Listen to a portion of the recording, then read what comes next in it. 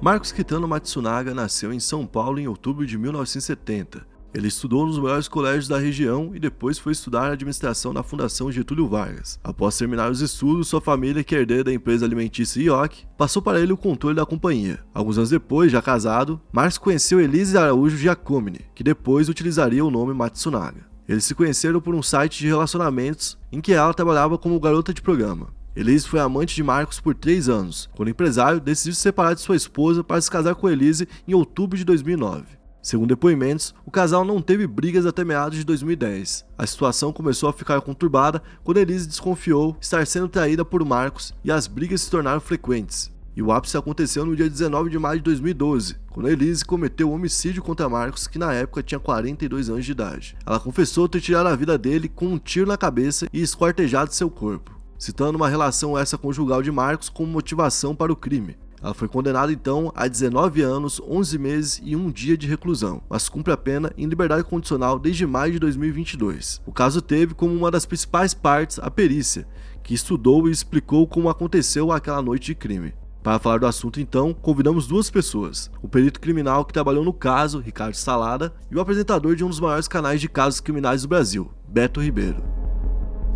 E aí pessoal, beleza? Meu nome é Bruno Fabio, esse daqui é o Planeta Novo e se você não é inscrito no canal, vai se inscrever agora e deixar o seu like para ajudar a gente. No vídeo de hoje, a gente vai falar sobre o caso da Elise Matsunaga e esse vídeo vai ser um pouco diferente porque a gente vai ter a participação de 2 pessoas por aqui, né? Do Beto Ribeiro, que é um analista de casos criminais, que já documentou diversos casos diferentes, que também já documentou esse caso da Elise, né? E também trouxemos o Ricardo Salada, que é perito e que foi o perito do caso e que vai poder compartilhar qual que foi a experiência dele dentro do caso. Bom, então hoje estou aqui com o Diego Black por trás das câmeras, como sempre, e eu quero saber qual que vai ser a meta de likes para esse vídeo. A meta de like hoje eu quero 7.820. 7.820 likes e bora pro vídeo. Agora então o Beto e o Ricardo vão falar um pouco sobre os outros aspectos do crime. O Beto traz informações curiosas sobre o saco, por exemplo, em que a Elise colocou os pedaços do corpo do Marcos. E o Salada se aprofunda mais na questão do esquartejamento, inclusive indicando que outra pessoa poderia ter participado desse momento e ajudado no crime.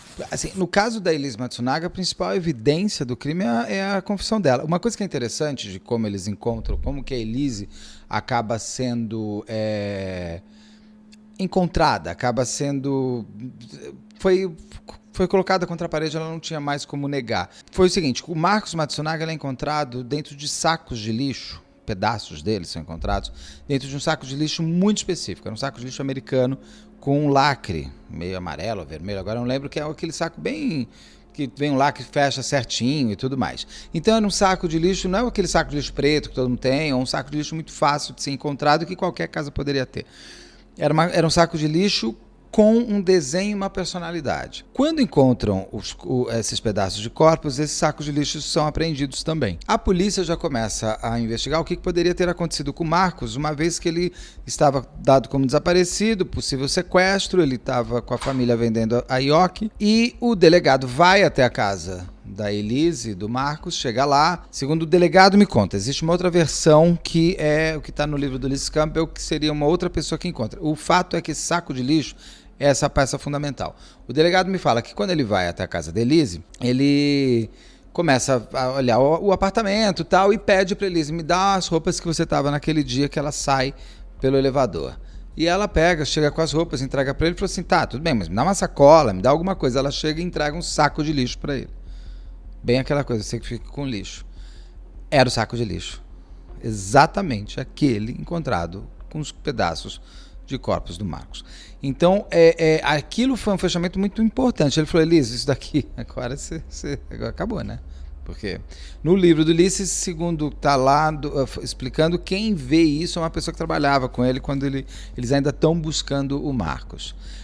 Você tem a câmera do prédio também é muito importante, porque você tem, ele desce, eles chegam, né? Ele vai buscar a Elise no aeroporto, ele sobe, fica ali, daí ele desce bem nervoso dentro do elevador, chutando o elevador inteiro, aí ele sobe com uma pizza, e você não vê mais ele descendo.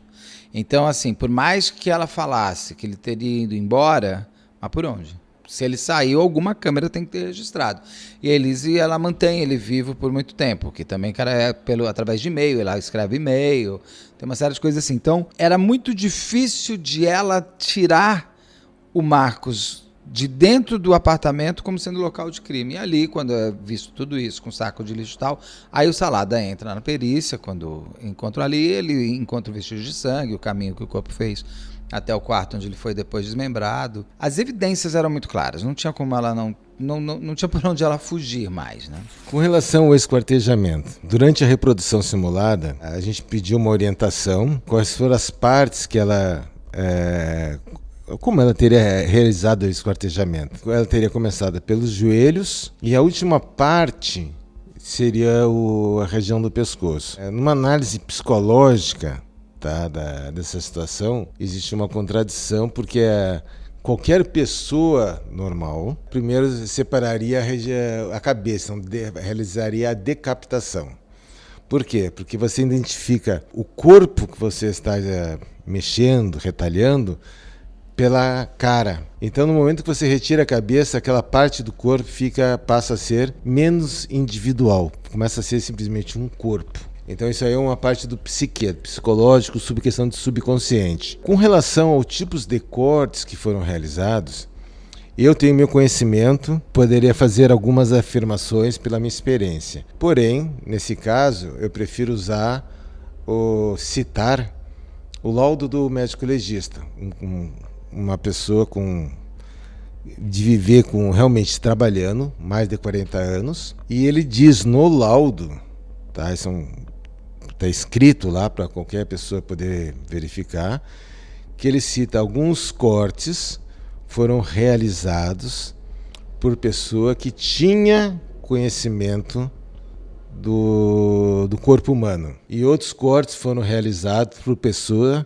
que não tinha conhecimento. No caso da Elise, tem curso técnico de enfermagem. Não curso técnico de enfermagem ou curso superior de enfermagem, nenhum desses cursos a pessoa aprende a pegar um bisturi e fazer cortes numa pessoa. Então, às vezes o pessoal alega, é porque ela era auxiliar de enfermagem. Não, esquece essa possibilidade, não existe. Outra coisa que o pessoal cita, mas ela caçava, ela desmembrava bicho. Não. É impossível alguém que desmembre bicho fazer aquilo que foi feito no Marcos.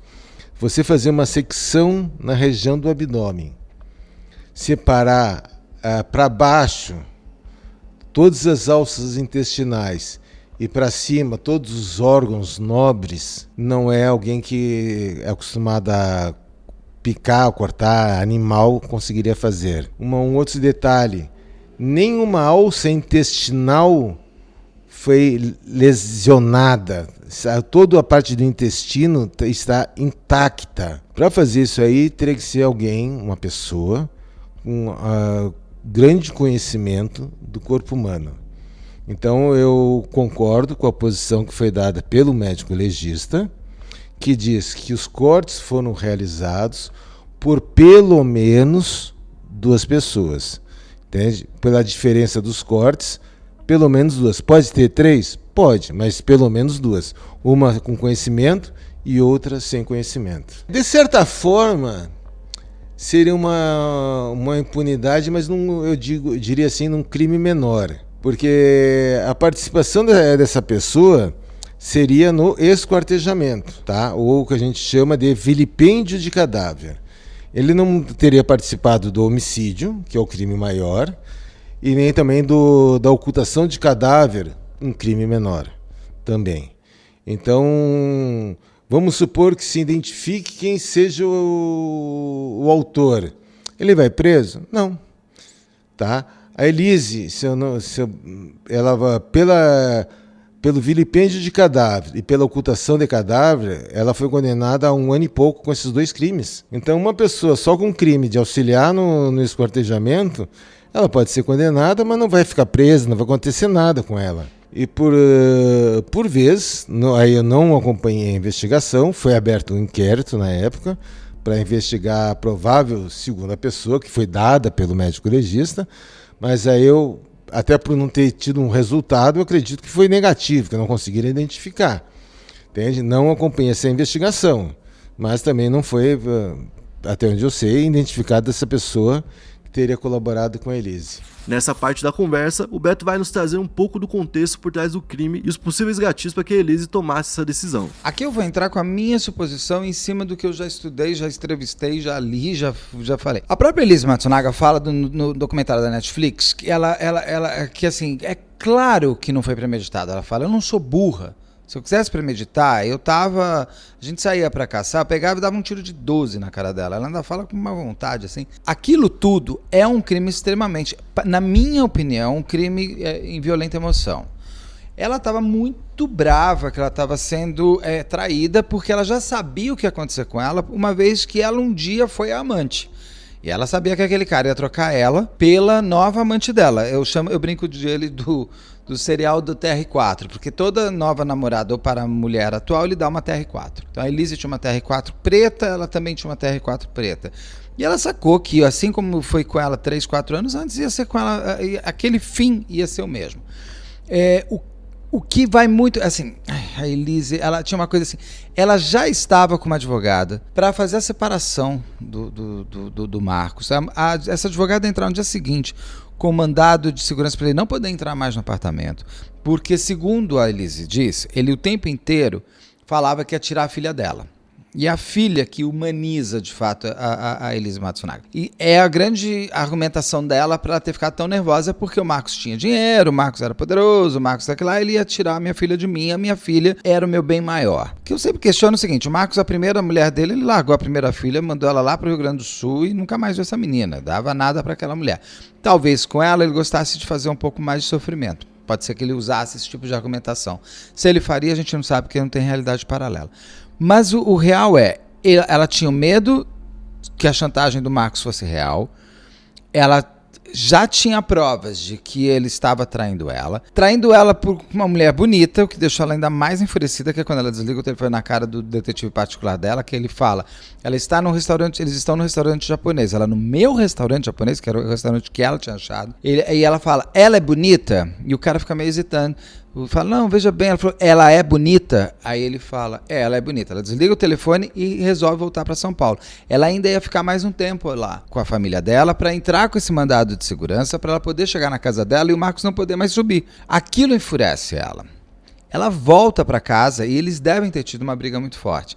Muita gente fala, ela dispensou a babá. Dispensou a babá, talvez até para poder brigar com o cara. Dispensou a babá porque talvez ela sempre dispensasse. Eu nunca tive essa resposta. Era hábito dela dispensar a babá naquele tipo de situação. Ou dispensou a babá porque não aguentou mais a babá. A babá estava 4 dias com ela, não queria mais a babá. E ela dispensa. O fato de ela ter matado ele quando ele chega com a pizza não tira para mim a violenta emoção. Ela estava muito, muito brava. Ele estava falando que ia para uma reunião acho que era domingo, e ela fala, você não vai pra reunião nada, eu já sei que você tem essa amante, eu já sei, você tá me enganando. Ela questiona, eles devem ter tido uma briga muito forte, porque ele desce o elevador chutando o elevador.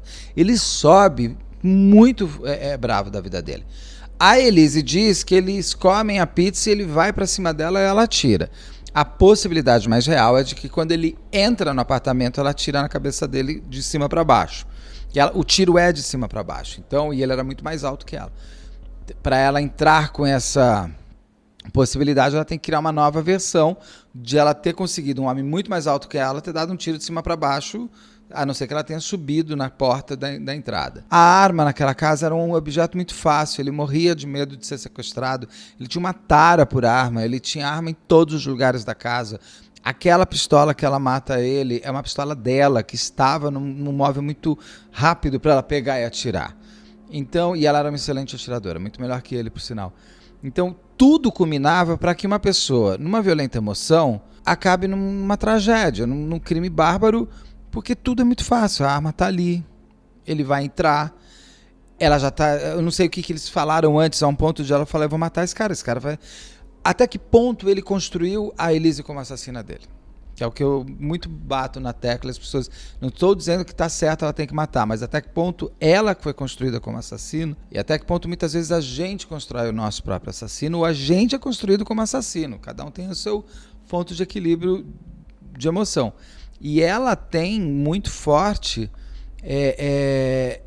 essa dualidade, ela não quer perder a filha, ela tá muito irritada como mulher, porque ele também destruía ela na autoestima, ficava chamando ela de gorda, falava, agora você é uma gorda, ninguém vai querer comer você, você é uma puta, nunca você vai conseguir ter nada. Imagina você ficar ouvindo isso o tempo inteiro, vou acabar com você, eu vou tirar tua filha, você nunca mais vai ver tua filha, você é um nada, você é um lixo, você veio de lugar nenhum. Ele era muito, o Marcos era uma pessoa quase asquerosa, se você lê as coisas que ele fala, que ele escrevia no fórum ali de prostitutas, que a Elise sabia que ele escrevia, então para ela não era novidade que ele era assim, mas a misoginia e o machismo do Marcos era muito difícil de suportar para uma mulher, tenho certeza, não é uma coisa muito grotesca, mas de novo não significa que ela tinha que matar. Agora, a morte dele não deve ter sido planejada como a Suzane planejou.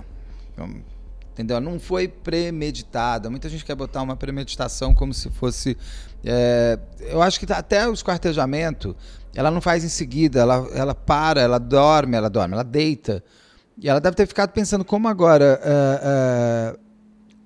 construir uma nova história, porque num crimes como esse, como a doutora Rosângela Monteiro sempre fala, você precisa matar, você precisa arrumar a cena depois, você precisa desovar. Então tudo que é premeditado você pensa em como pegar a presa, como matar a presa e como desovar a presa. Então ela não estava organizada, tudo aquilo foi sendo organizado.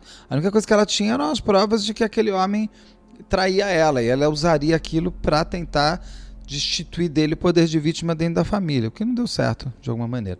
Mas ela, premeditado, esse crime, pra mim, não foi. Eu não vejo premeditação. O que me aconteceu? Fui acionado segunda-feira, na segunda noite, para existir já estava em análise, eventualmente a participação da Elise, em função do Marcos ter sido encontrado esquartejado. Ele foi encontrado no município de Cotia. Então foi uma outra equipe que trabalha na área que fez a localização das partes, né, dos pedaços do Marcos. E existia então a suspeita que ela tivesse esquartejado ele dentro do imóvel. Então aí eu fui acionado para realizar o luminol. Só que o apartamento era um apartamento muito grande. Assim, para se ter uma ideia, aqui em São Paulo, um bairro bom, Vila Leopoldina, um apartamento num prédio de classe média alta.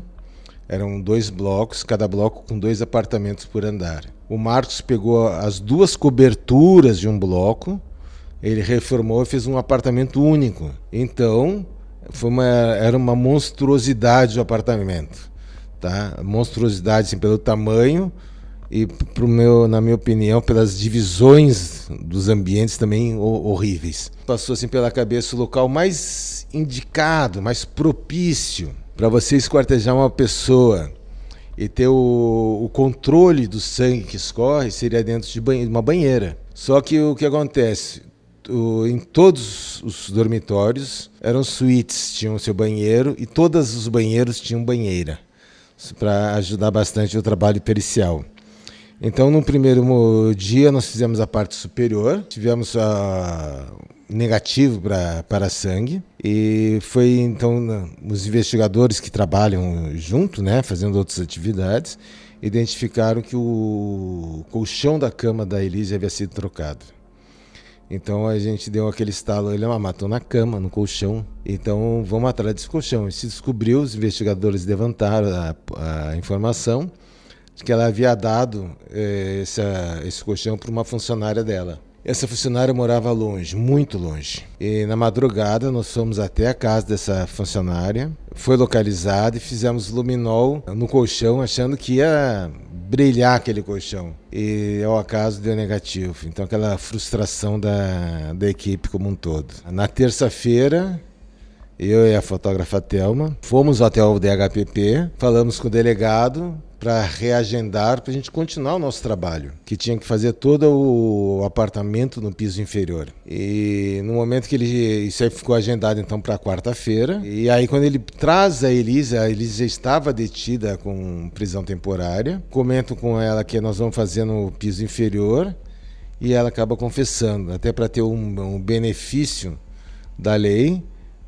Na época teria esse benefício durante as investigações, se a pessoa acabasse confessando, teria o benefício da redução de alguma porcentagem da pena que eu não saberia informar. Então nós fomos na quarta-feira, fomos com uma equipe maior, uma vez que ela tinha confessado na quarta à tarde, nós fizemos então a reprodução simulada. É claro que pegamos algumas divergências absurdas dela e depois fizemos o teste com o luminol, até para comprovar se a história que ela estava contando era razoável. Então se identificou ao longo do apartamento resíduo de sangue, tá? Foi comprovado pelo luminol, sangue humano pelo FecaCult, e depois no laboratório de DNA, alguma dessas amostras que foram coletadas deu positivo para sangue do Marcos. Agora o Beto continua trazendo informações importantes sobre o contexto por trás do crime, como por exemplo sobre a personalidade da Elise e sobre uma possível ganância que ela poderia ter para cometer o crime contra o Marcos, já que o Marcos é uma pessoa com bastante dinheiro. Aí, para você pensar que a Elise ela tinha uma ganância, é uma questão do seguinte: todos nós temos desejos financeiros, todos nós temos desejos de sermos maiores, de crescermos e tudo mais. Para isso você tem que entender a história da vida dela, que é uma história de vida muito complexa, muito, muito problemática. No livro do Ulisses Campos eu tenho muito bem desenhado. Ela é uma moça que veio de uma família muito humilde ali no Paraná, de uma mãe extremamente dependente emocionalmente e sexualmente de homens.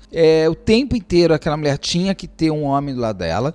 O pai da Elise era um homem extremamente violento, com o qual ela pouco teve contato, mas até tem uma cena quando o pai chega lá, acha que o pai ele quebra toda a casa e rouba a televisão. A única coisa que ela tinha que podia entreter ela e a irmã dela. Essa mulher casa de novo com um cara com quem ela vai ter uma outra filha, essa mãe da Elise, e ele violenta, ele estupra a Elise. A Elise conta pra mãe dela, a vizinha confirma que ela foi, a mãe dá um tapa na cara da Elise e fala: sua puta, você fica seduzindo meu homem. A Elise é jogada na rua, ela vai com adolescente, o único caminho que ela tinha era a estrada com o posto de gasolina, precisa começar a se prostituir de fato para conseguir comer, ainda ela é roubada pelos próprios clientes. Isso vai construindo uma geladeira humana. Não tem como você ser fofinho da vida. Quando ela consegue voltar, aí o conselho tutelar pega ela pela estrada, ela volta, ela vai para a escola, ela termina e ela vai com uma sede de vontade de crescer para Curitiba. Ela vai fazer técnico de enfermagem.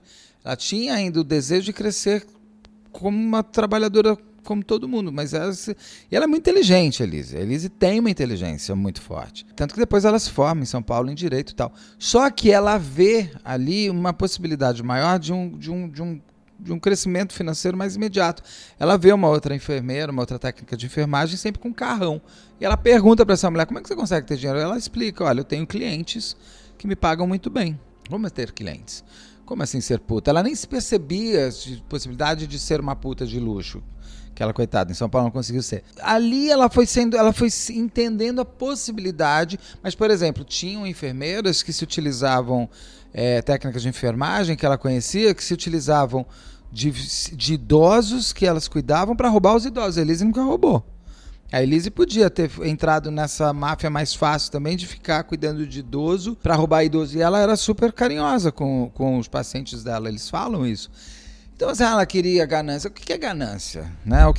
Qual é o desejo? O que é ganância? A ganância é você querer... Existe ganância, que é eu vou ter no custo o que custar aquilo que eu quero, e existe o desejo de você conseguir crescer financeiramente, que não tem problema nenhum, todos nós queremos. Eu quero, você quer, todo mundo quer crescer. Não é possível que a pessoa não queira crescer financeiramente. Mas ela percebe, que prostituição no Brasil não é crime. Crime no Brasil, prostituição não é, você pode vender o seu corpo. Crime é você ganhar dinheiro em cima de alguém. A Elise não estava no crime quando ela está. O aliciador é que é criminoso. O gigolô é criminoso.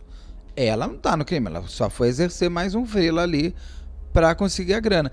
Quando ela vem para São Paulo, ela vem decidida a conseguir achar um homem rico. também não é crime. Ela querer casar com um homem rico não é crime. Ela, em momento nenhum, ela pensou, vou casar com ele, vou matar e ficar com a herança dele. Porque se esse fosse o desejo dela, ela era muito mais esperta. Ela matava ele de outra maneira, como ela mesma fala na série da Netflix. E eu nem acho que o desejo dela era se separar do Marcos. Não tinha isso. Acho que a filha da Elise que traz nela uma humanidade que ela volta a ter e que ela perdeu por conta da mãe dela. É a filha que resgata nela o desejo de ser mais humano, mais carinhoso e tudo mais. Porque ela e o Marcos, quando eles se conhecem, foi uma junção muito fácil. Ela era uma geladeira. Eu não vejo ela como uma psicopata, não tenho condições e nem credenciais para dizer se ela é psicopata ou não. Tem gente que garante que é, tem o Guido Palomba, que eu respeito muito, para ele ela é uma psicopata. Eu acho que ela se criou como uma geladeira, porque ela não tinha outra possibilidade. Quando ela conhece o Marcos, foi a junção. Ele adorava caçar, ela também começou a gostar de matar bicho. Ele tinha um quê mais perverso. Ele é que faz ela, ensina revólver. Revólver é bom, né? Ensina armas para ela. Ele é que fazia... Ele pagava ela para ser uma puta exclusiva dele e tudo mais. Então, ele tinha uma perversão maior com relação a essas coisas. E ela curtia, ela foi na onda dele. E ela se deu bem. Daí eles têm uma jiboia. Quando eles casam, eles têm uma jiboia chamada Gigi. Que ela tinha uma suíte só dela. E às vezes ficava andando por aquele apartamento horroroso deles. Aí ela andava e eles davam um ratinho vivo. E eles gostavam de ver o rato sendo comido vivo. Eles compravam um porquinho vivo e gostavam de ver o porquinho sendo comido. Tem até um vídeo na Netflix que ela fala, ai, que raiva, ele se mijou todo, o ratinho. Eu não sei até que ponto ela não estava condicionada na loucura 2 com o Marcos ali, levando ela. Tanto que quando ela fica grávida, ela se distancia, ela não quer mais a Gigi, ela tem medo que a Gigi vai comer a filha dela. Questiona o Marcos, fala, Marcos, eu sou uma mãe. Ele quer transar com ela 20 vezes por dia, e ela fala, Marcos, a gente é casado, eu tô com filho. Ela fala, foda-se, você é puta, e puta é sempre puta. Então ele não destituía dela aquela chancela que ele colocou. Então ela tinha um deslugar. Se ela não tivesse matado esse cara, ela teria ficado com os vinhos, teria aberto uma loja de vinho, porque ela é muito inteligente, ela já estava se formando em sommelier, e ela teria dado super certo, teria estado com a filha dela e tudo bem. Mas a emoção que ela conseguia ser uma geladeira até então estava muito à flor da pele. Ela não tinha... tem pessoas que estouram e vão aprendendo a não estourar mais. Ela, ao contrário, ela foi tão geladeira há tanto tempo que quando ela começou a ter emoções mais fortes, sangue mais na veia correndo, ela se perde. Na minha opinião, ela se perde naquele momento que ela mata ele. Ali ela tinha que ter sido geladeira, que ela foi a vida inteira, para sobreviver. Mas ela deixou a geladeira fechada. Já o Salado dá sua visão sobre o fato da Elise estar cumprindo a pena em liberdade após a saída concedida em maio de 2022. E aqui a gente já vê claramente que existe uma discussão ainda hoje em dia sobre o caso, né? O pessoal muitas vezes me pergunta a respeito daquela série que saiu se não me engano, na Netflix, tá? E me questiona do filme, daquele documentário. Eu digo que aquilo lá, se a gente for elogiar, é um romancezinho barato, tá?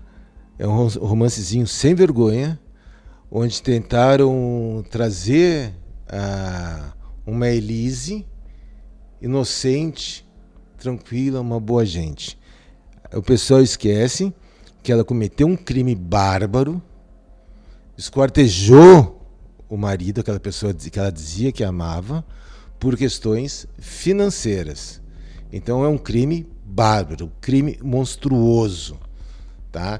Não dá para se querer passar a mão em cima do crime bárbaro que ela fez, tá? E uma coisa que a gente pode ver que ela confessa, tá? Que tudo aquilo que ela fala é mentira, que ela fala a verdade, eu vou contar um dia para minha filha, se ela quiser.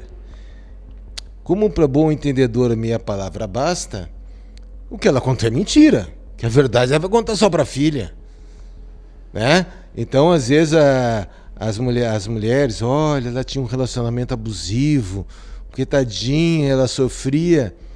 Eu pergunto para qualquer mulher que tem uma condição mais ou menos, se ela tiver num relacionamento abusivo, o que ela faz? Separa. Não é matar a pessoa que você vai solucionar o problema. Você vai criar um outro problema. Então, separa.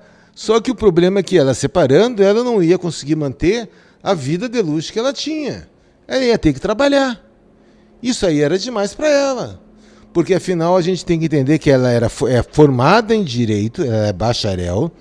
Até onde eu sei, ela não chegou a prestar o concurso para a OAB, então ela não é advogada, ela é bacharel em Direito, mas já pode trabalhar em algumas situações. Ela era auxiliar de enfermagem, podia trabalhar na área dela, mas ela não ia ter o padrão de vida que ela tinha. Então, o crime que ela cometeu ali, basicamente, é um crime financeiro, entende? Por questões financeiras. Então, continua sendo um crime mais bárbaro ainda pela motivação, tá? Agora, o pessoal vai dizer, mas ela está solta. Isso dela está solta é uma questão de lei, tá? A nossa legislação permite esse tipo de cumprir a prisão em liberdade. Se a gente quer que isso aí mude, que a gente não aceita, eu também não aceito, entende? Tenho que engolir, né? Mas não de boa. Quem pode mudar são os nossos deputados federais, senadores, que podem mudar a lei a nível nacional. Então, diante da situação que ela está solta, que o juiz deu a liberdade, cumprindo a lei, tá? O pessoal fala, mas ela está trabalhando de Uber, ela está trabalhando num prédio, limpando. Todo mundo tem que trabalhar para viver, ela não tem dinheiro. Então o pessoal, pelo crime bárbaro, não quer que ela trabalhe, então ela vai acabar cometendo um outro crime. Então a gente, não interessa se gosta ou não, eu acredito que a gente tem que aceitar. A não ser que nós, deputados excelentíssimos, que são eleitos pelo povo, modifiquem a lei. Entende? Para cumprir, em vez de 50%, 30% da pena, que se cumpra 80% da pena, pelo menos. Né? Passa a ter os benefícios depois de 80% da pena cumprida. Mas é questão de legislação. O nosso poder legislativo, deputados federais e senadores, é que tem que fazer essa alteração da lei. Né? Então cabe a nós, diante das leis atuais, aceitar. Tá? Cabe a nós entender que todo mundo precisa trabalhar. Então a gente tem que aceitar, gostando ou não, sendo a favor ou não. São as leis. Bom, esse foi o vídeo de hoje. Eu espero que vocês tenham curtido a forma como a gente abordou o tema. Se você curtiu essa participação dos dois, vai lá, siga o Salada, siga também o Beto para poder ajudar eles. Eu queria agradecer a participação deles e queria avisar que a gente vai ter mais vídeos do tipo por aqui em breve, certo? Então, valeu, é nóis.